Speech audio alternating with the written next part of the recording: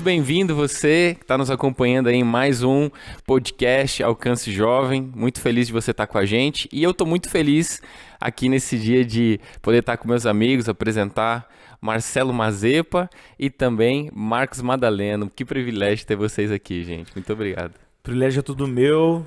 Com o Marcos aqui, sensacional, muito bom, estou muito feliz de estar aqui com vocês, cara. Muito bom estar aqui, Rafa, muito bom estar aqui, Marcelo, sensacional, vamos pra cima. Vamos pra cima. E a gente vai falar hoje sobre geração Z, e eu vou começar com essa, né? Quem são, o que comem, onde vivem, onde vivem. O Globo Repórter. E se você puder dar pra gente esse norte pra gente começar a trocar essa ideia, fica à vontade. Tá, primeiro a gente tem que entender que é sociologia, né? Então estudar comportamento humano, estudar o que influencia as decisões a partir de um meio, não é um estudo psicológico, tá? Estuda gerações, porque você fala assim, eu sou geração Z e não penso assim. Eu sou geração Y e não penso assim. Mas o que é legal é assim, o poder de uma narrativa. Os acontecimentos ao redor dessa geração influenciou de alguma forma o comportamento deles, dessa geração, né? Então, normalmente tem marcos que vão definir as gerações. Então, a geração Z, tem gente que vai dizer que é 95, que começa. Eu gosto de uma perspectiva do Tim Elmore, que começa... ele tem 4 livros sobre educação, também ele trabalha sobre fé, ali nos Estados Unidos, e ele vai dizer que a geração Z começa a partir de 2000, né? Eu já vi também alguns sociólogos falando que a geração Z começa quando você não tem consciência do 11 de setembro, tá? Então, assim, se você nasceu em 95, você pode até ter consciência do 11 de setembro. Mas a virada do mundo, uma mudança assim, algumas coisas estavam mudando? Estavam. Então, tecnologia chegando, né? O computador já era um computador pessoal na casa de cada um, tal. Mas a geração Z já é considerado, são os nativos digitais, né? Então são aqueles que não simplesmente o computador estava na casa deles, mas já estava estabelecido, já era acessível para todo mundo o computador em casa. Os pais já tinham os laptops, né? A geração Y viu os pais tendo que se adaptar à tecnologia, e alguns não conseguiram. O que era assim, o cara qualificado da geração X? Era o pacote Office, né? O pacote Office qualificava você para o trabalho. E aí já a geração Z, isso já era passado, né? Não era uma discussão se você tem computador, trabalha com computador, faz um texto no Word, faz uma planilha no Excel, isso não era mais uma discussão. Já e o que marca também a geração Z é que quando eles são crianças, eles são adolescentes, é o surgimento das redes sociais. Então aí aonde que a gente tem uma definição bem clara. E um fato que marca o início é o 11 de setembro. Então o mundo muda, né? Você não viaja mais do mesmo jeito. Foi a partir do 11 de setembro que criou-se essa desconfiança global, né? De segurança. É uma crise que se instala. Já tem uma crise, já tem vários acontecimentos, mas tem um acontecimento que marca. E aí você tem a geração Z. E se você for estudar, né, de 80 a 2000, quem nasce de 80 a 2000, também vai ter aí, a gente vai dizer que é 82, que é 85. Eu gosto mais de 80 a 2000 porque daí eu sou geração Y, não sou geração X, né? Mas o que me deixa menos velho é mais legal, entendeu? Mas, e aí você vai ter, né, que é a fase que o computador chega nas casas, né? Então a geração Y viu o computador chegar em casa. Então é aquela coisa do o 486, né? Então você não cresceu com o celular na mão. A geração Y não cresceu com o celular na mão. É verdade. Ele foi com o tempo, né? Ele foi chegando. Ele viu tijorola, ele viu as paradas acontecendo, né? Viu os celulares diminuindo e a tecnologia sendo cada vez mais parte da vida das famílias. E a geração X, geração de 60 a 80, tá? Então, uma coisa que marca ali, né, é a revolução sexual, é o Woodstock, E a geração X é extremamente competitiva, ela é muito mais estável no emprego, então ela acredita que se ela não tiver aquele emprego, ela não tem sustento, a família vai passar fome, né? E os baby boomers já é os caras que são os sexagenários, né? Que é a galera ali de 40 a 60, que são os nascidos pós-guerra. Então os caras nasceram logo depois da guerra. Então, assim, vamos recomeçar a vida, vamos reconstruir. Então, as famílias começaram a ser formadas de novo e reconstruídas e enfim, né? E aí, esses baby boomers, quando se tornaram jovens, teve aquela explosão do lifestyle jovem. Então, eles conseguiram o direito de serem jovens. Antes, o mundo não tinha jovens, né? Porque você olhava a fotinha, antes de 1940, você vai ver o quê? Porque teve o boom da publicidade em 1950. Então o mundo cria quando não está na guerra, né? Então o povo começa a criar ali, vem o plástico, né? Que coloca cor nos tecidos. Então antes era assim, você via uma foto de família, tinha aquele suspensóriozinho. Certo? Sim. Então tinha um suspensório no adulto e na criança. Tinha um terninho, tinha um terno no adulto e na criança. Então os brinquedos, não eram aqueles brinquedos criados para eles. Você não entrava no supermercado e tinha aquela gama de cores, tudo no alcance deles. Eles pegavam, as crianças não pegavam as coisas e faziam birra no chão, né? Hoje em dia, né, até na publicidade se fala assim, para o capitalismo, né, o consumismo funcionar, você tem que transformar criança em consumidor. E você tem que transformar consumidor em criança. Então, que esse boom acontece ali a partir de 1950. Então, quando você tem esse paralelo, você vai vendo cada geração, né? Baby Boomer, X, Y, Z, é muito legal que é uma forma de você conhecer melhor aquele grupo, conhecer melhor aquelas pessoas. E isso te dá um norte, né? Não quer dizer que tudo está resolvido ali. Você vai ter que trazer o discernimento espiritual, que é o mais importante. Né? Só que Paulo, quando ele anda em Atos, ele fala, observei os seus objetos de culto, né? Andei pela cidade. Quer dizer, ele fez um estudo natural de comportamento. Então ele viu que tipo de comportamento religioso. Se fosse hoje, ele teria olhado no IBGE. Né? E quem são? Onde vivem, o que fazem, o que comem, né? Então ele ia ver lá o esporte que pratica. E eu vejo muita gente, quando vai trabalhar com juventude, não tem essa expertise de parar e falar, cara, isso aqui eu não preciso de discernimento para saber o que acontece. Eu preciso de discernimento para saber como relacionar esses dados, como chegar ao coração. Mas isso aqui me dá uma dica, me dá um caminho para conhecer. Te dá um norte. Não foi nem o que você perguntou assim, exatamente, né? O que é a geração Z, mas eu acho que é legal introduzir esse assunto, né, de gerações a partir dessa perspectiva. Esse é muito bom. É bom a gente saber para a gente conseguir se comunicar, né? Porque onde termina o diálogo, começa a guerra. E quando a gente fala sobre esse encontro de gerações, às vezes a gente tem essa dificuldade de comunicação. Eu gosto muito de alguém que falou de que não existe uma geração melhor ou uma geração pior. As gerações são diferentes. Então, assim, quando a gente vê, obviamente, a gente sempre tenta puxar a sardinha pro nosso lado, a última geração que fez isso, eu andei de carrinho de rolimã, eu aprendi a nadar no rio, né? Mas eu gosto sempre de olhar os pontos positivos de todas as gerações para a gente conseguir trabalhar com elas, né? E você falou algo, cara, numa conversa que a gente teve da geração Z, e me corrija se eu estiver errado, da geração nem. E aí, cara, quando eu fui pesquisar isso, eu falei, caramba, isso é muito interessante, porque a geração nem, pelo que eu entendi, ela nem tá estudando e nem tá trabalhando. Existe ali, ela tá na casa dos pais, e eu tenho encontrado... quando eu sento com alguns jovens dessa geração, de que eles têm muitas ideias, mas eles não conseguem executá-las. Eu não sei se eu vou ser... E tudo envolve muito empreendedorismo, o que é muito bom, né? Mas muito envolve assim, cara, eu não sei se eu abro uma marca de roupa com um amigo, eu tenho também a possibilidade de abrir uma empresa de design e tudo isso. E eu falo assim, cara, mas tu já trabalhou com design? Aí ele disse, não. Eu falei, na minha cabeça, a geração cara, acho que primeiro você precisa de uma empresa, aprender... né? Pô, você pega um precisa know-how, estudar, e aí depois você abre. Não, bom, mas o YouTube, cara, ensina muita coisa, né? E aí, como a gente se comunica, cara? Como é que você acha que a gente consegue...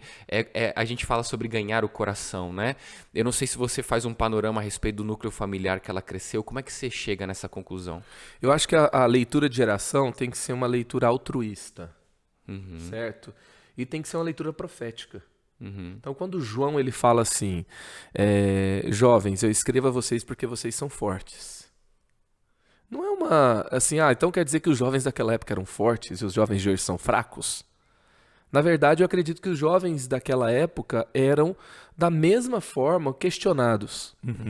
Porque você olha assim, escritos babilônicos antigos, você vê o que Aristóteles falou sobre os jovens, você vai vendo o que grandes nomes da história falavam sobre os jovens, falavam que eles eram imaturos, que o mundo estava perdido se estivesse na mão deles. Então, assim, só você, eu tô com 38 anos.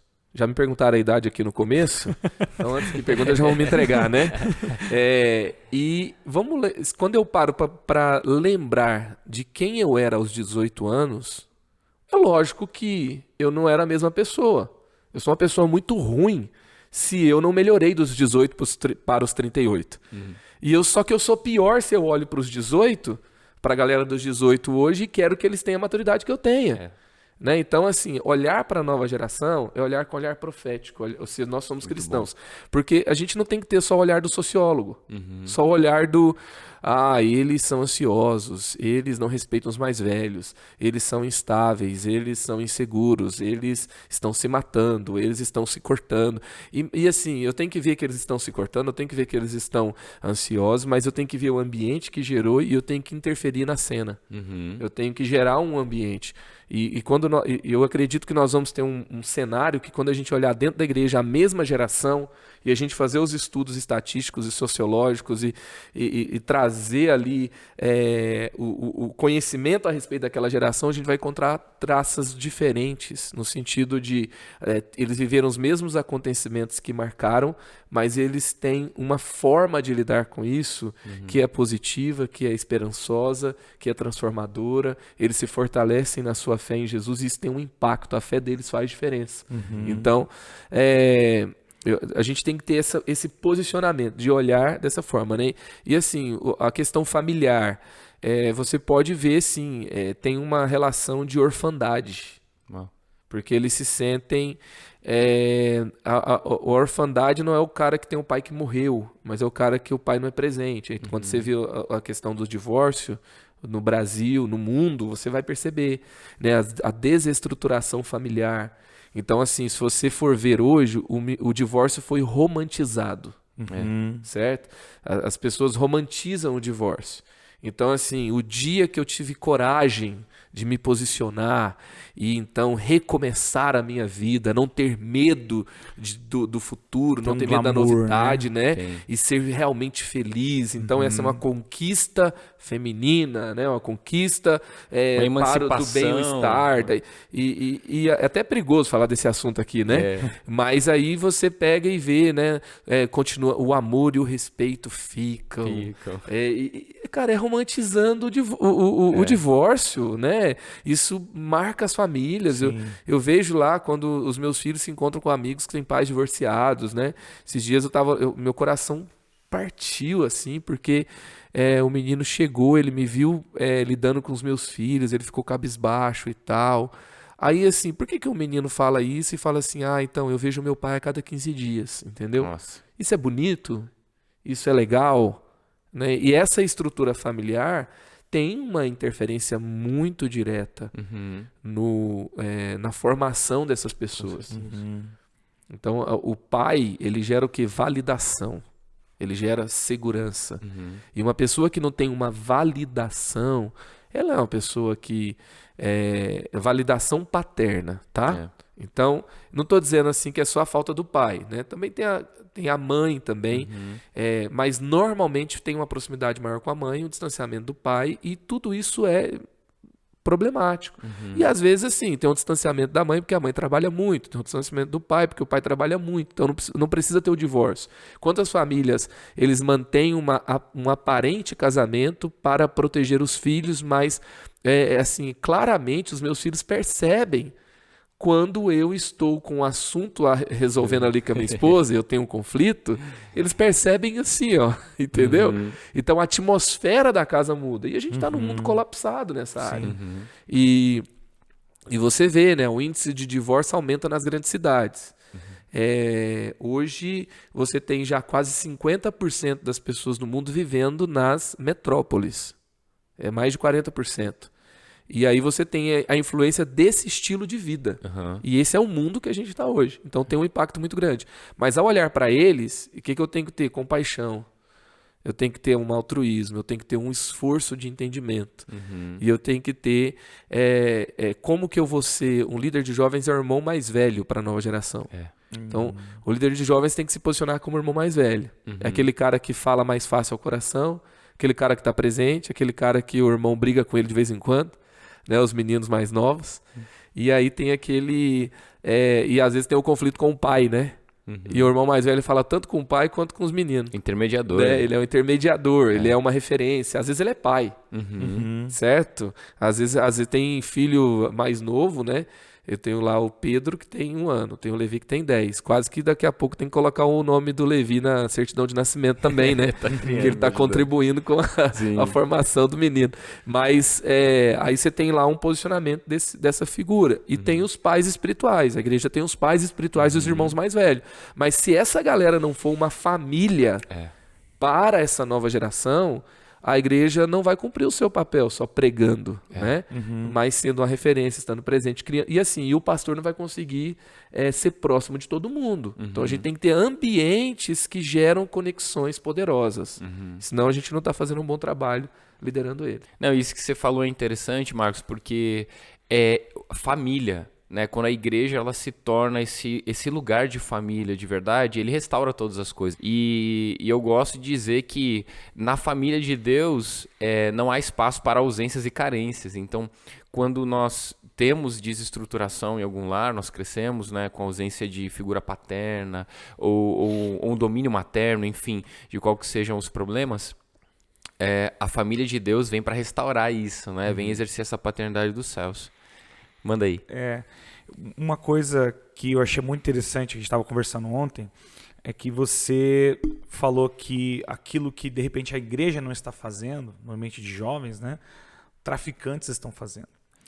E aquilo me impactou muito, e pensando em toda essa conversa de gerações e tal, a gente vê que esses dados são globais, né? A geração X, Y, Z serve para o mundo inteiro.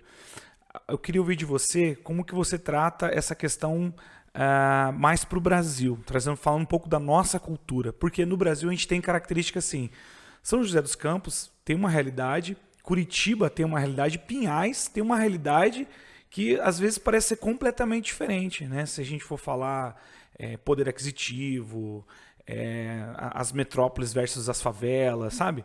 Como que você lida com isso, trazendo aspectos culturais regionais?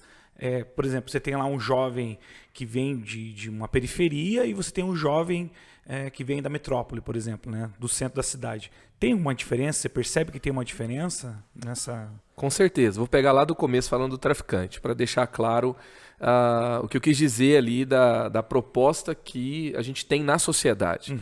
E a leitura que a gente tem que fazer. Tem um grupo de jovens do Brasil que é a geração neném, que é a geração que nem trabalha e nem estuda.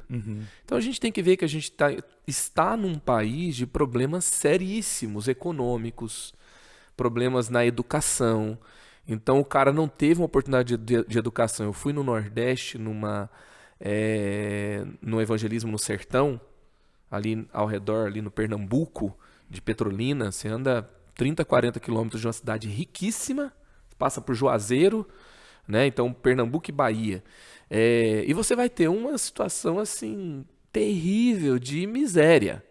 E aí eu conversei com o Lucas, que tem 11 anos. Na rua dele tinha uma escola linda, uma escola do governo, boa, assim, de estrutura. E eu falei, qual que é seu sonho, Lucas? Ele, meu sonho é estudar. Eu falei, mas você não estuda? Tem uma escola ali. Ele falou, não, tem escola, mas não tem aula. Cara. Então, ou seja, tem uma escola para você achar que tem programa social, tem dinheiro para aquela escola, tem professor recebendo naquela escola, tem diretor recebendo, Mas não tem aula. tem emendas municipais, tem emendas estaduais, tem um monte de coisa, mas não tem aula. E aí, assim, aquele menino cresceu e assim, e aí você tem 11 milhões que não trabalham, que não estudam. E aí você cresceu, é fácil chegar e falar que esse menino é um vagabundo. Entendeu? É nesse lugar. E aí a igreja não pode ter aquele discurso só na meritocracia. Entendeu? Então é meritocrático e tal. Então se você faz, você tem. Mas, cara, o cara cresceu numa escola que ele tentou estudar e não deu certo. Tava vendo um cara que ele se converteu lá do funk. E ele foi pra uma igreja, o pastor dele era um abusador. Daí ele foi pra outra igreja, a igreja que ele foi pra Flor de Lis. Aí teve o escândalo, o cara desviou, entendeu? Mas assim, é lógico que ele tem que se relacionar com Jesus, é lógico que... Mas tem motivos ali para que a fragilidade da conversão dele fosse agredida? Teve, entendeu?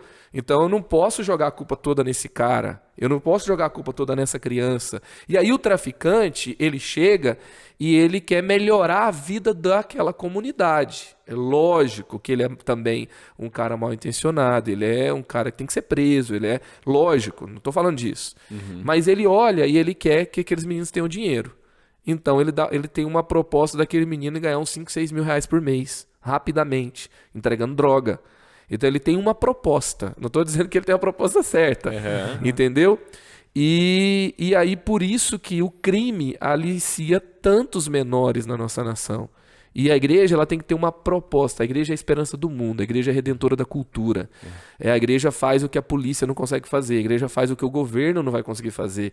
E a igreja não pode... A igreja muitas vezes se posiciona assim, político, me dê alguma coisa, dá umas cadeiras aqui pro prédio, dá um telhado, dá um terreno, e aí eu voto em você, eu vou transformar minha comunidade em um grupo que vai votar em você. E ali tem um bairro para ser transformado, ali tem famílias para serem alcançadas, a sociedade não reabilita bandido, o sistema prisional não reabilita esse muito cara para a sociedade. Né? Não, muito pelo contrário, piora. Forma o bandido. E a capelania prisional é uma...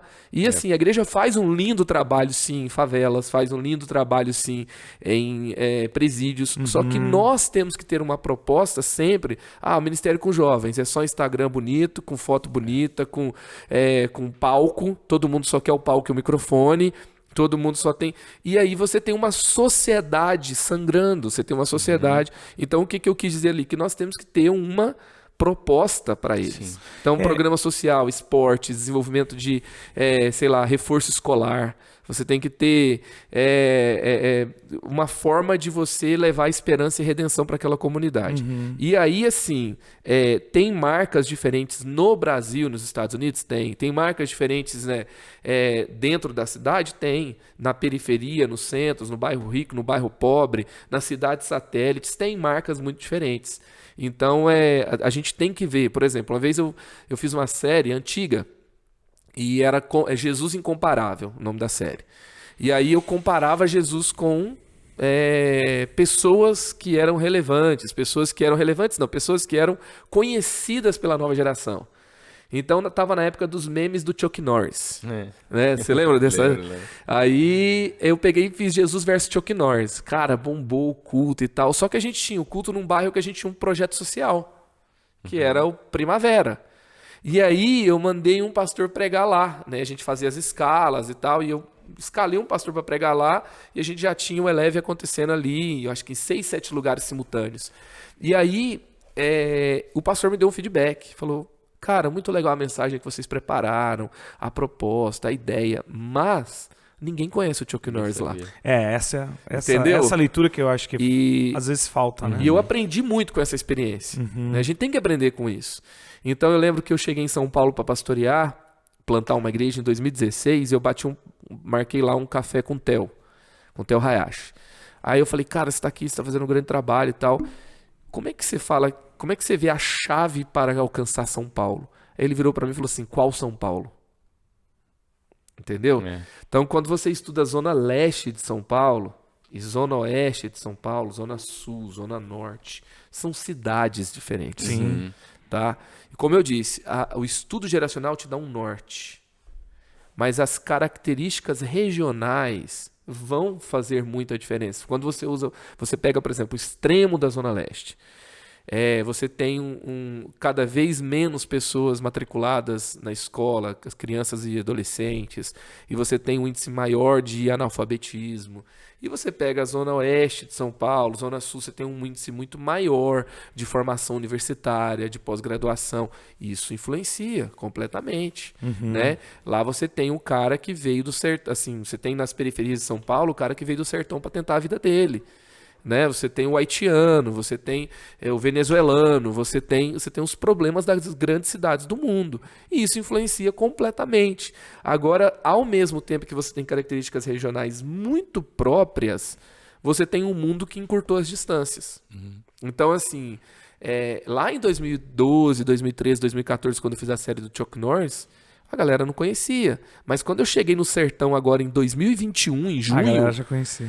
Todo mundo tinha um celular, todo mundo tinha um Instagram, que tem um programa do governo, entendeu? Aí se você tem um filho, você ganha uma bolsa, né? Família. Aí para cada filho que nasce tem uma bolsa de por volta ali de 400 e poucos reais. Tem um programa, não sei te dizer exatamente, eu posso errar o valor, mas eu soube ali dos missionários locais a respeito dessa realidade. E tem um monte de famílias que vão tendo filho para ter dinheiro. E aí tem lá uma TV, não tem nada. A água é assim, todo mundo com problema renal, porque a água é salobre. Então eles tomam a água que faz problema pro corpo, mas eles têm uma TV de LED na sala. E eles têm Instagram, entendeu? E tem influencer do sertão já.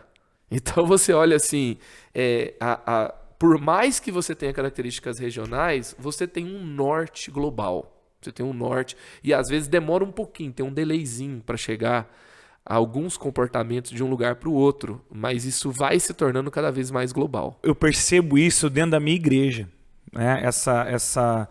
Essas diferenças se completando. Porque assim, eu tenho num culto o exemplo de um menino que a mãe não deixa nem andar de Uber, porque tem medo, então leva o menino para todo lugar de carro. Tipo, o cara não sabe o que é passar perrengue, sabe? E do lado dele, senta um menino que pegou 3 ônibus para ir na igreja. A igreja é esse lugar mesmo. E eu acho isso muito, muito bonito. Eu já conheci realidades de tribos também. Né? Não, aqui só vem o metaleiro, aqui só vem o regueiro, porque a gente quer mesmo enaltecer as diferenças e tal. E eu acho isso prejudicial, de certa forma. Eu acho legal, pegando o gancho que você falou da família, justamente porque é na igreja que a gente consegue reunir todo mundo por um bem maior. E a gente sabe que o evangelho ele vai unir todo mundo. O evangelho ele vai ter força suficiente para falar para o cara que tem essa realidade que pega 3 ônibus para chegar na igreja e para o menino que a mãe leva ele para todo lugar de SUV, né? Que depois no final do culto vai passar no McDonald's para comprar um McLanche feliz para ele. É isso. E quando a gente fala de, por exemplo, tribos, eu acho legal quando a gente trabalha com um cunho evangelístico. Porque você consegue, tipo assim, cara, que nem você tem lá o culto do rock, né? E você chama você tem a galera... isso lá na Eleve? A gente faz cultos temáticos, né? Então recentemente a gente teve o Eleve Rock, que a gente fez, foi legal, a gente prototipou, né? A gente vai fazer de novo e vai explorar um pouco mais, né? Legal. O rock ainda não morreu, gente. Glória a Deus. O legal, isso é importante deixar claro. O legal de fazer essas questões de tribos é que você consegue abrir e trazer pessoas que talvez não viriam, né? Pra uma reunião, tipo, vamos lá com a gente, o que vai ter? Cara, vai ter uma parada de rock. E o cara vem. Quando você trabalha com... Mas aí quando você segmenta um grupo como se fosse uma tribo, segrega, né? Você segrega, o que eu acho que acontece? Cara, você acaba parando no tempo. Então, assim, vou dar um exemplo, tá? Assim, entendam com a maior pureza possível.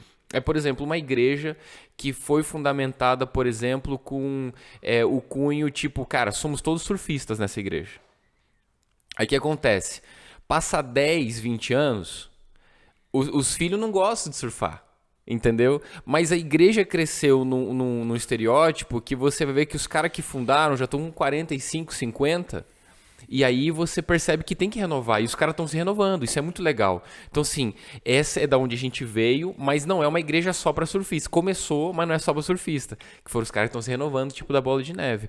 Porque quando você faz uma parada para um determinado grupo, você tende a parar no tempo. Você acha que concorda com isso, não? Sim, eu concordo com isso, que a igreja não pode ser estigmatizada para um público só. Então, por exemplo, a nossa igreja alcança só universitário, a nossa igreja alcança só... Porque senão é um ministério, não é uma igreja. Porque a igreja ela pode ter ministérios, certo? Se uma igreja ela se segmenta para uma função só, ela está funcionando mais como um ministério do que como uma igreja. Um exemplo, tem igrejas que são muito boas para ganhar gente para Jesus, mas ela não tem um aprofundamento de fé. Então ela funciona mais como um ministério de evangelismo do que como uma igreja, certo? E ao mesmo tempo também a leitura das tribos é uma coisa que tem mudado muito, tá? Então assim, os jovens principalmente não são mais aquele cara assim, são os emos, né? Então essa galera são os emos, darks, tal, que gosta dessa música, que faz isso. Não.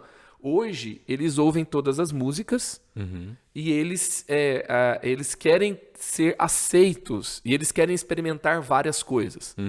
Então, um cara que experimentou mais coisas e que navega em mais ambientes esse cara, ele é mais... ele é bem visto, entendeu?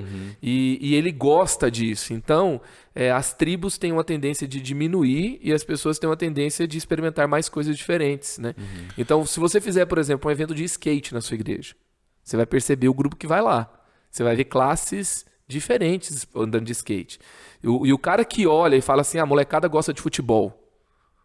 Gente, o cara que olha e só pensa nessa vibe... nessa frente, nessa perspectiva, ele não está lendo os dados, ele não está vendo a cultura. Né? O Medina, ele foi tricampeão? Foi. Então, o Medina, tricampeão mundial de surf, ele arrastou o Ítalo, né, campeão nas Olimpíadas, ele arrasta uma galera. Né? A menina que ganhou de 13 anos no skate... Né? E você vê o vôlei, olha o que está acontecendo no vôlei, olha a discussão em volta do vôlei.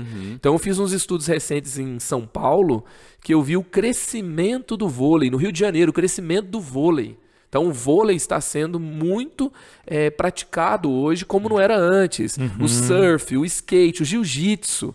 As então, artes marciais no geral. As artes marciais no geral. Faz um evento de jiu-jitsu na igreja.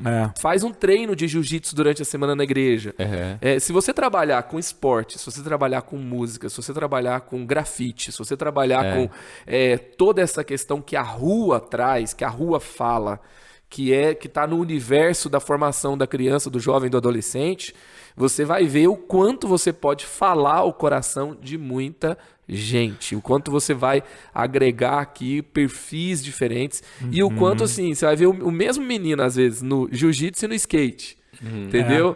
No vôlei e na música. Então você vai ver muita coisa acontecendo aí. E prova disso são os grandes festivais, né? Tipo, o Rock in Rio não é sobre rock há muito tempo. Rock na essência, né? O rock, tem tudo no Rock in Rio, menos rock. Menos rock, entendeu? Você vê, eu tava vendo o line ali, né, do Lollapalooza, que vai voltar, né? Cara, é uma miscigenação. Tem de tudo ali nos artistas que vão tocar e aquilo que você comentou também. Não é só a música em si. O cara vai ter a experiência, vai ter a roda gigante, o cara vai ter o stand da Red Bull, o stand da Apple. O cara vai chegar lá, ele vai ter 1 milhão de coisas para fazer.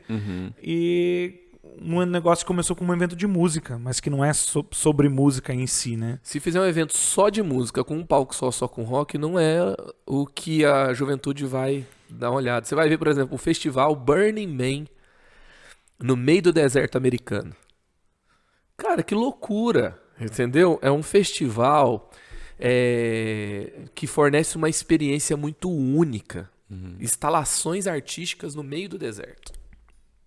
E são movimentos artísticos ao redor do mundo. Para você ir, você tem que ser convidado por um grupo.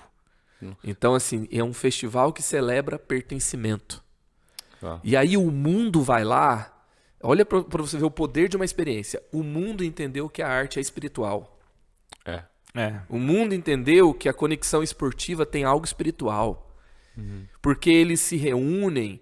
Esse festival nasceu porque um grupo ali de... Porque esses festivais brasileiros, Lollapalooza e o Rock in Rio, eles se inspiram nesses festivais que tem ao redor do mundo. Tomorrowland, uma série de festivais. E o Burning Man é um deles. Aí... ele nasceu porque tinha uma época do ano tinha um festival de balões e um pai fez um boneco para um filho na praia. E aí o filho, no dia que estava ali com o boneco, brincando na areia, na praia, ele ficou impressionado com os balões. E aí o pai ficou triste porque ele fez um boneco pro filho, mas o filho ficava olhando pros balões. Ele pegou e botou fogo no boneco e começou a brincar ao redor do boneco. E o filho achou, não, que balão, que muito legal esse negócio que meu pai fez pra mim. Fogo aqui Ele nesse pega negócio. e fica dançando ao redor do balão, não sei o quê. No ano seguinte, quando os caras foram fazer os balões de novo, eles falaram assim, puxa, aquele negócio do boneco foi muito legal ano passado, né? Porque mexeu com a praia. Todo mundo gostou e tal. E aí, então, eles fizeram novamente instalações que eram parecidas com aquele boneco na praia. E aí eles queimaram no final. E aí, no final das contas, aquilo foi crescendo, crescendo, crescendo, não cabia mais na praia. Então, vão para o deserto. E aqueles grupos lá foram para o deserto. Eles montaram assim, uma estrutura gigantesca no meio do deserto. E aí, o que eles fazem? Eles trazem um papel, todo mundo que anda ali no meio do deserto, eles colocam coisas ali que foram problemáticas para eles durante aquele ano. Um luto, uma dor, um problema de relacionamento, uma crise financeira, e eles colocam dentro das instalações. E no final todas são queimadas. Nossa, quase um retiro. Entendeu? É quase um retiro. Um ato profético. Um ato profético. E, cara, e você vai ver, não tem você vai ver assim, as roupas que os caras usam, o que eles estão pregando. Não é assim, não tô falando assim, gente, vai lá no Burning Man, não tô falando nada disso aqui. Tô dizendo que o mundo está reconhecendo o valor de uma experiência. O mundo está reconhecendo que tem algo espiritual. O mundo paga caro para ter uma experiência. E a gente não pode fazer mais evento cristão que seja só música e pregação. É lógico que numa pregação, é lógico que numa adoração, a gente tem o quê? A gente tem uma experiência ali com Deus muito profunda. Mas a gente pode enriquecer as oportunidades de experiência. Vamos lá, né? Vamos lá. Quando você pega o Dunamis, que faz sessão profética no meio da conferência para jovens, eles enriqueceram a experiência. Né? Hoje nós fazemos assim sessões proféticas de diversas formas, criativas, do jeito que você... a gente faz sessão profética com arte. Então a pessoa senta na sua frente, você faz um desenho, entrega para a pessoa, escreve uma palavra, entrega. A gente faz sessão profética com música. E assim, cara, você tem que ver o tamanho da fila para sessão profética nos eventos. Uau. E aí você pega um campus, né? A gente tem um campus... o pessoal vai na igreja da cidade, não, o campus, legal demais e tal. E assim, aquele campus não é pra... Tem gente que fala, por que vocês colocam um campo de futebol no meio do campus? Transforma em estacionamento, né? Faz um auditório. E aí, sabe o que a gente tem? A gente atende cerca de 1.500 pessoas por semana nos esportes. Então as pessoas vão nos nossos eventos daqui a pouco lá, conferência sábado de manhã, um convidado sensacional lá pregando do gospel, conhecido nas igrejas, no Brasil inteiro e tal. Chega lá, você chega na conferência de jovens, tá lá o Luciano Subirá pregando e assim, milhares de pessoas para ouvir, pagando pela conferência, e aí chega um cara de kimono lá para fazer o treino de jiu-jitsu. E ele nem sabe quem é o crente que está pregando lá. Ele não é crente. E aí tem um treino e tem evangelização no treino. Todo batismo nosso tem gente de kimono sendo batizado. Tem gente com luva de goleiro. Tem gente com luva de boxe. Porque o cara foi pra fazer Porque outra coisa. Cara, ele tava lá, sensacional, né, na cidade. Esses dias a cancela do shopping bateu no meu carro lá e eu fui lá no estacionamento para pedir o reembolso, né, do conserto do carro. Aí o cara, eu jogo bola na sua igreja. Ele falou, eu vou no culto na sua igreja. Eu jogo bola na sua igreja. Então assim, e a igreja, ela, tá bom, vamos fazer uma igreja só para o povo jogar bola. Aí briga no campo, fala palavrão. Eu não quero isso na minha igreja. Mas assim, cara, a gente tem que ter uma visão maior, entendeu? Porque o cara que joga bola na sua igreja, ele fala assim, os caras não são tão esquisitos, os caras não são tão... Tipo assim, esses crentes aí, não é aquele cara que fica pedindo dinheiro o dia inteiro na TV. Não tinha sal grosso no campo. Não tinha, não tinha gente demoniada. Não tinha. Então eles.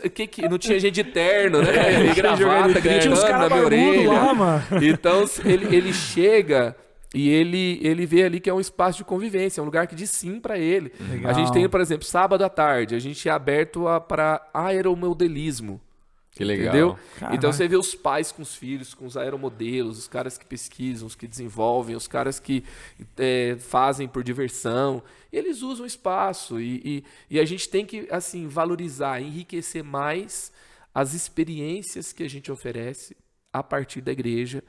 E que Jesus nunca deixe de ser o centro. Uau. Então, e é legal que vocês o foco não é a experiência, o foco é Jesus. Vocês são intencionais nisso, né? A experiência precisa ser intencional para um fim. E sabe de tudo isso que você tá falando, desse fim que eu acho incrível, é que a experiência ela só acontece para que haja o encontro.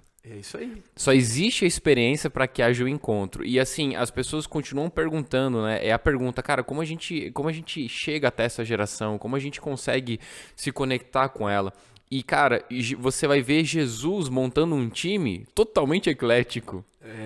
Tem um cara que é cobrador de imposto, aí tem outro que é pescador, aí tem outro maluco lá que entende da lei, o outro não sabe nada da lei. Né? E você vai ver que Jesus pegou pessoas extremamente diferentes e ele conseguiu fazer com que eles se encontrassem. E se encontrar, eu gosto muito do amigo que sempre me diz, ele fala, cara, a gente não se encontrou num lugar, a gente se encontrou numa pessoa.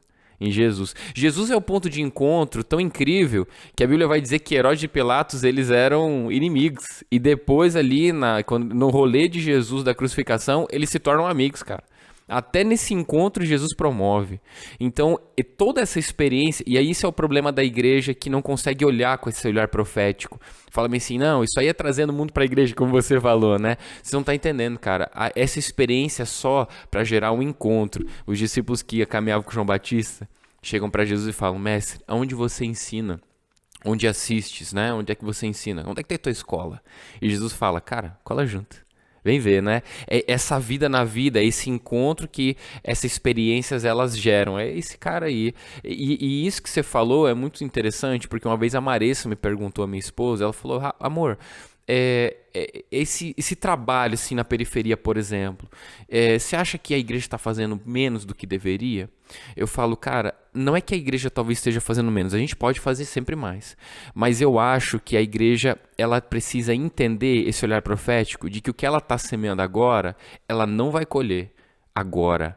Tipo assim, se a gente vai entrar numa comunidade, a gente precisa entender que a gente vai alcançar talvez a segunda geração. Então assim, a criança foi lá, ela liberou a agressividade dela no esporte, na arte e tudo, ela cresceu nesse meio.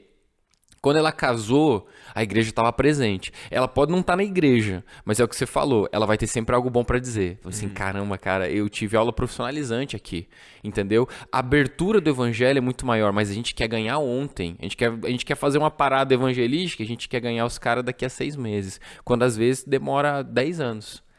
Eu acho que o longo prazo, ele precisa estar sempre em mente, né? Não tem como você fazer algo de curto prazo, com um significado, né? A gente tem que entender que o evangelho, ele responde, ele ministra corpo, alma e espírito. Uhum. Então, às vezes, a gente tem uma mentalidade católica, dualista. Não quer dizer que... Calma aí, né?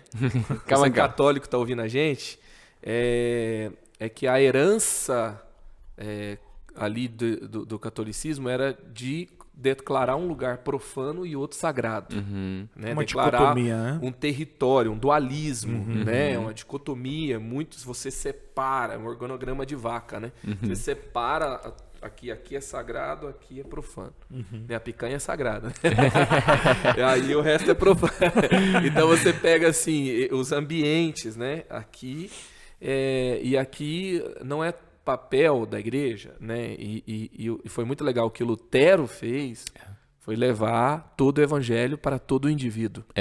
Então essa é a questão. E é isso que vocês falaram, né?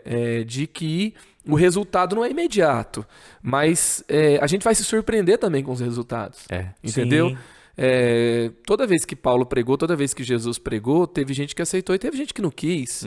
Então vai ter gente que vai continuar no tráfico, sim, porque primeiro, né, são seres humanos ainda, não são corpos glorificados. Segundo, aqui ainda não é o céu, né? Então, assim, você tem esse ambiente que o mundo jaz no maligno. Então, sim, né, a gente não vai ter o céu aqui ainda, né? Mas a gente pode fazer uma diferença. A gente foi enviado para fazer a diferença nos ambientes onde nós estamos. E se a gente fecha os olhos para essa realidade, a gente tem que questionar o quanto o evangelho nos transformou. E assim, eu não acredito que a igreja é uma ONG. Tem gente que acredita que a igreja é uma ONG. Tem gente que acredita que a igreja é projeto social. E a igreja, ela vai... que Jesus fala, né? Os pobres vocês sempre terão com vocês. E ele fala sobre você cuidar dos vulneráveis. Tem um quarteto na Bíblia da vulnerabilidade, que é o órfão, o pobre, a viúva e o estrangeiro. Então a gente tem que cuidar dos refugiados, a gente tem que cuidar dos venezuelanos, dos haitianos, dos que estão os que são menos favorecidos, né, socialmente, economicamente. E aí a gente não pode fechar os olhos para nada disso, mas a gente não pode achar que o evangelho é só isso. Sim, é uma consequência, né? A fé não é e um obras. fim em si mesmo, mas é uma consequência de uma transformação. E nessa sensibilidade do espírito. Eu gosto muito uma vez que um pastor uma vez falou uma parada que eu nunca tinha parado pra pensar. Ele falou, a gente estava conversando essa diferença de filantropia e de atos de justiça, né? O tzedakah. Ele falou assim, Rafa, você já parou para pensar que se na história do filho pródigo tivesse uma igreja lá dando de comer para quem precisasse, ele não tinha voltado para casa do pai? Eu falei, rapaz, nunca tinha pensado nisso. O filho pródigo, ele volta, olha para você ver, olha para você ver é mais assim, ó. O filho pródigo, ele volta para casa do pai, não é porque ele era um bom pai. É porque ele era um bom patrão. Uau. Até os empregados da casa do meu pai comem, tem o que comer, entendeu? Então a visão que ele tinha do pai não era de pai. Se o pai fosse um empresário carrasco com os funcionários, que não promovia as pessoas, que não valorizava as pessoas, ele não voltaria. Ele voltou porque o pai era um bom patrão, entendeu? E é lógico que ele é um bom pai, né? Mas assim, cara, se eu for empregado do meu pai, eu tô bem. Caramba. Entendeu? Então assim, eu já não tenho direito de mais nada, mas vou pedir um emprego lá pro meu pai, entendeu? Então é o cara que fala, não, vou voltar porque o cara, ele era integralmente bom. O evangelho estava na vida dele como um todo. Não era só o que ele fazia na igreja, era o que ele fazia na sociedade. Uau. E é engraçado você falar isso, porque eu li um livro do Tim Keller, não sei se vocês já leram já, Deus Pródigo. Sim, título. Sensacional. E ele fala que o verdadeiro irmão mais velho ali é Jesus, enquanto o filho, o mais novo, né, e o mais velho não se encontrarem com Jesus, eles nunca vão ter uma visão correta do pai. O filho mais velho tinha uma visão errada do pai. O filho mais novo tinha uma visão errada do pai. Jesus, o irmão mais velho perfeito, vem cá, vocês têm que conhecer o pai como ele é de verdade. Então, enquanto a gente não encontrar Jesus, não ver como Jesus é, nós não vamos ter uma revelação de como o pai é de verdade. Muito bom. Então, em atitudes práticas, essa conversa muito boa. Eu gostei muito do começo, quando a gente falou de geração Z. Você falou sobre a paciência. Geração Z foi o começo. Mas acho que tudo engloba, porque assim, quando você falou geração Z, a minha cabeça, eu tô com o meu irmão mais velho. E quando a igreja faz isso, e cara, o irmão mais velho precisa ter paciência com o irmão mais novo. Vamos falar a verdade, nós somos os millennials, né? Somos. E a gente precisa ter paciência, o irmão mais velho precisa ter paciência com o irmão mais novo, né? Eu ainda não tenho um filho mais velho, eu tenho um filho único, mas ele será mais velho. E eu sei que vai ter vezes que eu vou chegar e falar assim, filho, tenha paciência com o seu irmão, ele não sabe, ele tá aprendendo ainda, né? Então, toda vez que às vezes eu tô numa mesa que o pessoal é todo milênio, e o pessoal fala, não, poxa, mas essa gurizada tá chegando com muita vontade. Eu falo, irmão, tu não lembra quando tu tinha 19? Eu, quando tinha 19, tinha certeza que eu ia mudar o mundo, cara. Ia mudar o mundo ontem, né? E a gente vai aprendendo, a gente vai amadurecendo. E você tinha certeza também que todos os outros não sabiam como mudar o mundo, e você sabia. Eu sabia, eu tinha o segredo. E é uma coisa que eu percebo, cara. Os anciãos, eles têm paciência. Eles não têm pressa. Né? E a gente precisa ter essa paciência com o pessoal mais novo, entender que, cara, é fase, a gente precisa estar ali para ajudar, apoiar, e eles vão errar, Rafa, você não tem medo que... Cara, porra, você liberou o cara pra fazer isso, não tem medo que ele erre? Não, cara, eu espero que ele vai errar, porque a gente vai aprender, né? Ele vai aprender. Então, assim, a gente precisa ter essa paciência e esse olhar profético. O olhar que Jesus tinha. Cara, isso me assombra. Jesus sempre tinha algo bom pra dizer a respeito de uma pessoa.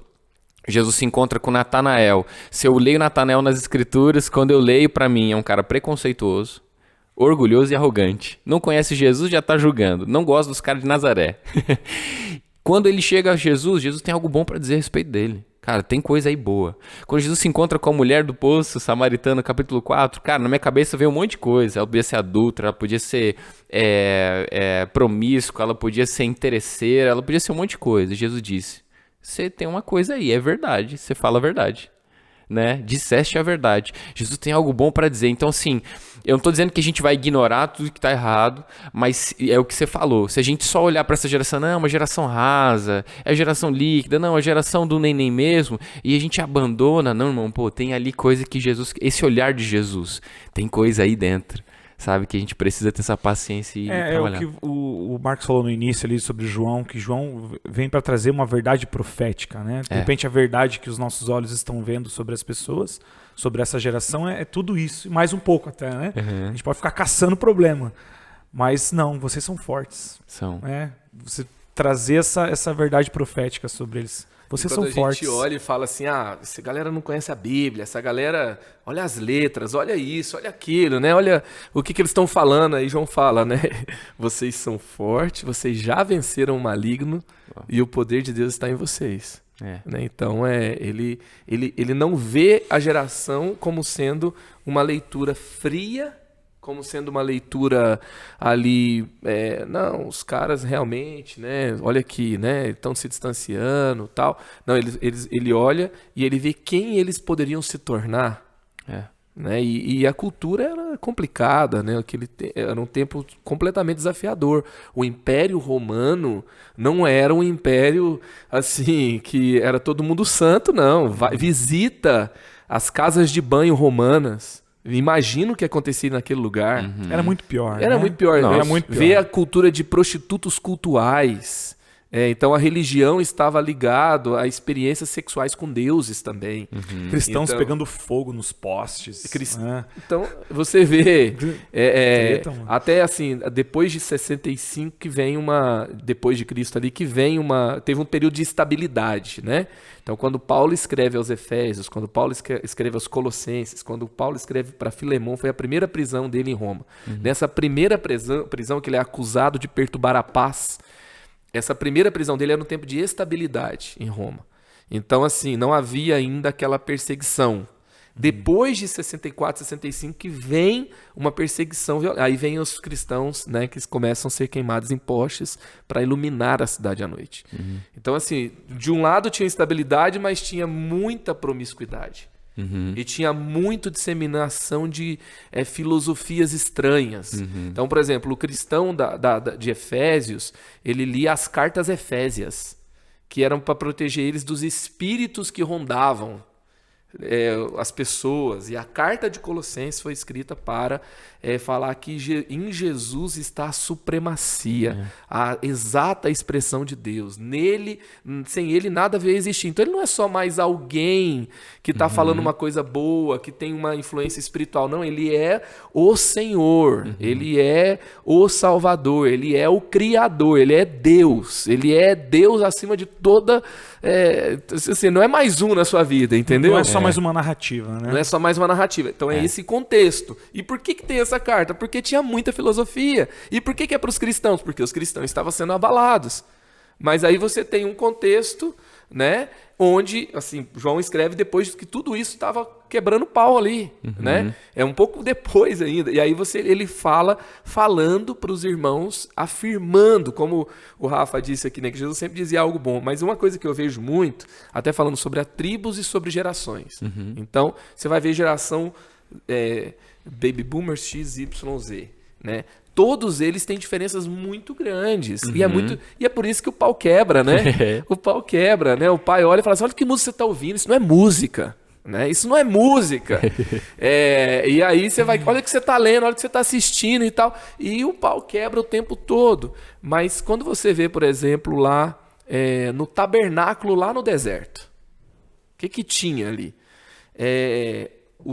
O tabernáculo ficava no meio do acampamento. Uhum. Quando fala que Moisés saía do acampamento e se encontrava com Deus, ele não ia para longe, para fora.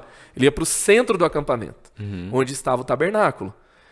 E o lugar do encontro com Deus, todas as tribos estavam ao redor, de maneira circular. Uhum. Então, e é legal que, acho que é Números capítulo 1 que vai dizer como isso funciona. Cada um tinha o seu brasão. Cada um tinha o brasão da tribo. E cada um tinha um brasão de família. E algumas tribos de Israel criavam animais. Outras tribos de Israel cultivavam na agricultura. E cada um tinha funções diferentes. Eles se organizavam, mas todos se uniam na guerra. E ninguém entra em Jericó e se estabelece lá ou se estabelece ao redor antes que a terra seja conquistada. Porque ninguém se estabelece e esquece. Teve 2 tribos, se eu não me engano, que ficam ali ao redor, mas eles falam, na hora da guerra, contem com a gente. Sim, senão vocês não vão. Tinha uma unidade, né? E aí, então, nesse contexto, tinha muitas diferenças entre as tribos. Muitas diferenças. Sim. Né? Lê Gênesis, né? Até a própria briga com José. Né? E depois, ao longo do tempo, é gerações. Né? Então você tem os filhos que entram, não foram os pais. Então teve um conflito ali. Só que o que unia o povo era a presença de Deus que estava no centro.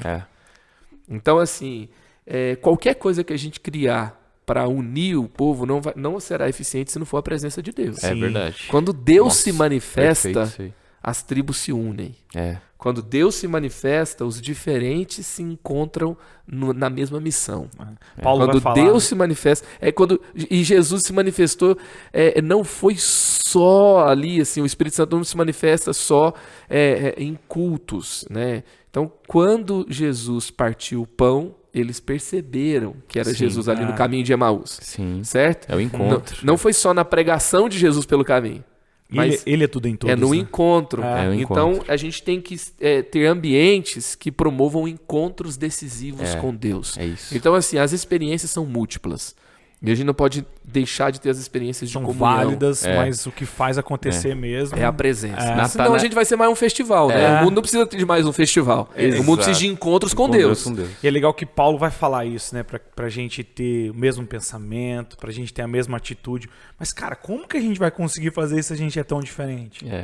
Não, você tem que viver pelo que nos une. O que nos une é Cristo. Exatamente. Não pelo que nos separa, né? O que nos Exato. separa, pô. E eu sempre tenho essa visão. E a minha conclusão é: se eu não honro a geração que veio antes de mim, eu perco herança. Que é a economia de tempo. E se eu não cuido da geração que está vindo após mim, eu perco o legado. Então, cara, o meu coração é sempre assim. Amo.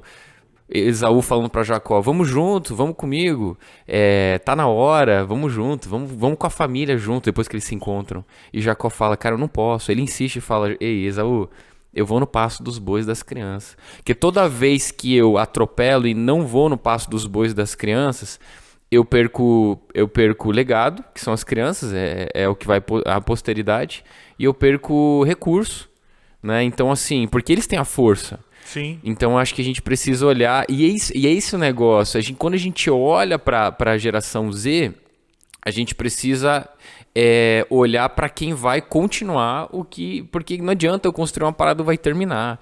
Então, assim, eles precisam continuar, é o que eu falei para você. Ontem eu estava conversando com ele, né, a respeito do Daniel, meu filho de 8 meses. A Sandra, ela trabalha aqui na igreja, e você sabe quem é a Sandra, a baiana?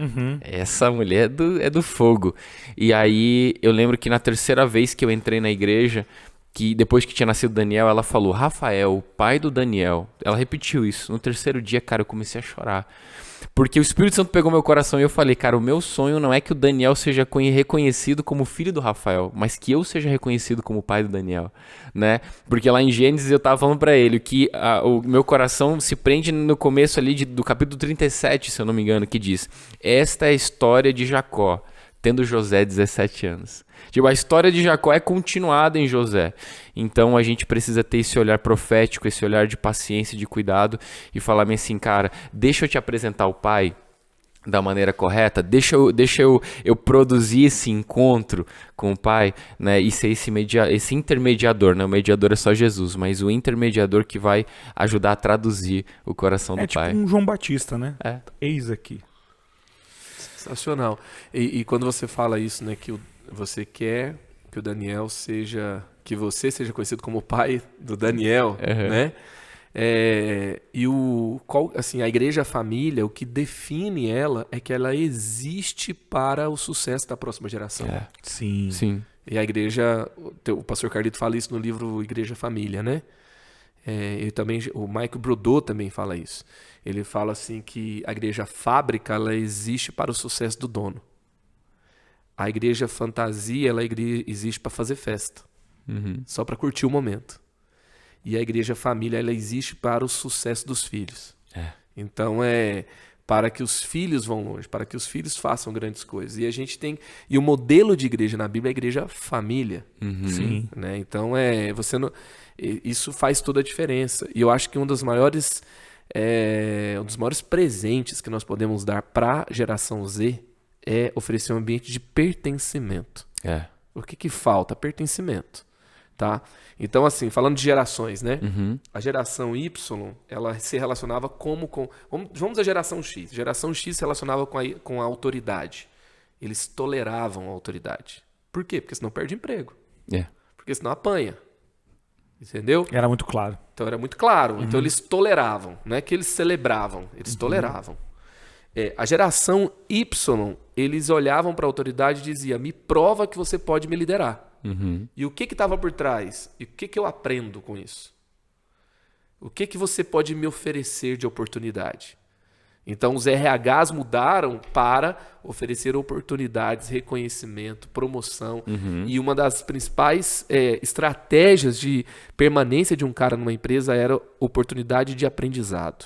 Então o conhecimento se torna uma grande chave para a liderança. E os líderes da geração Z são os caras que eles ouvem nos podcasts, nos YouTubes, nos cursos, são os livros que eles leram. Então, assim, o conhecimento se torna o diferencial. A geração Z, ela olha para o líder porque ela já cresceu num mundo que tem muita informação e muito conhecimento disponível e o conteúdo não o impressiona mais. E ele olha para o líder e fala assim, eu não sei se eu preciso de você. Então, qual que é a prova que você pode me liderar? Se você for uma pessoa confiável. De verdade. Porque teve muita gente confiável, muita gente que se dizia confiável, talvez. Não é que se dizia confiável, muita gente que ofereceu vantagem, mas que não se provou ser confiável. Entendeu? O pai abandonou, né? O pastor que caiu. O político é corrupto. O político é corrupto, a instituição está em crise, entendeu? O partido político está em crise. Né? Eu estava vendo até uma... A gente sempre vê assim, os caras batendo na direita, né? Mas esses dias eu vi os caras batendo que o Lula não usou os termos corretos com relação ao racismo. Porque ele não tem a fala correta. Os caras questionando que o PT não tem representantes negros. É muito pouca a representação do PT. Então, assim, os caras olham para tudo, eles estão questionando tudo, eles estão questionando as instituições. Então, eles olham... e aí, quem que é o líder da geração Z? É o cara que é confiável. É o cara que é um pai mesmo. É o cara que demonstra para ele... Não, o que você está dando valor? Você quer seu perfil cheio de gente? Popular? Você quer construir um sistema de poder e de dinheiro, ou você confia e acredita em mim, entendeu? E ele não quer simplesmente que você entregue pronto para ele.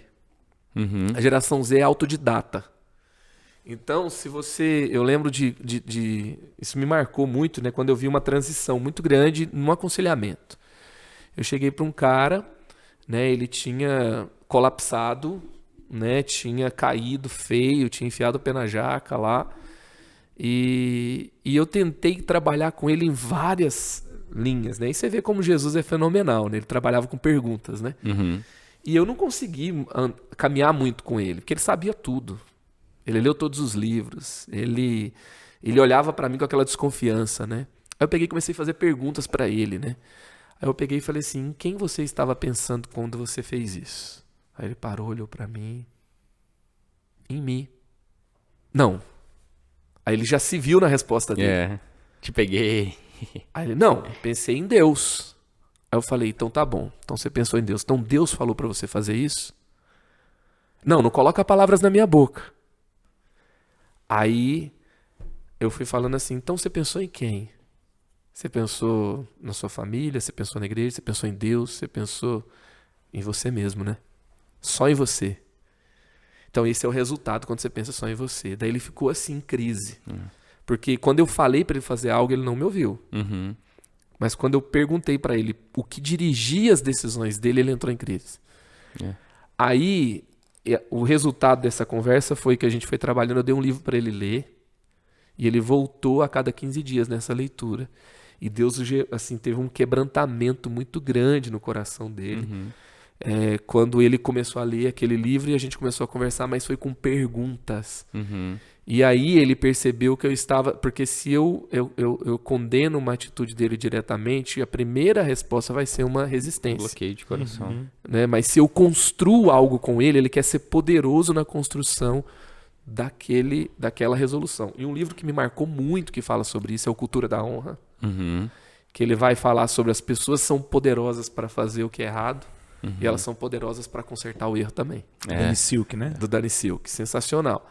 E eles têm a versão o 2.0, que é o Impuníveis, que ele escreveu também. Que legal. Danny Silk também. Danny Silk também. Eu não conheço. E isso me ajudou muito a ver a nova geração. Me ajudou. Ele não é um cara que escreve sobre nova geração, mas o que ele fala de como tratar, É o princípio. como aconselhar, como discipular, e ele vai trazer a perspectiva do sobrenatural, da palavra de conhecimento, de como você funciona, e ele honrar o que você honrar o que o cara carrega.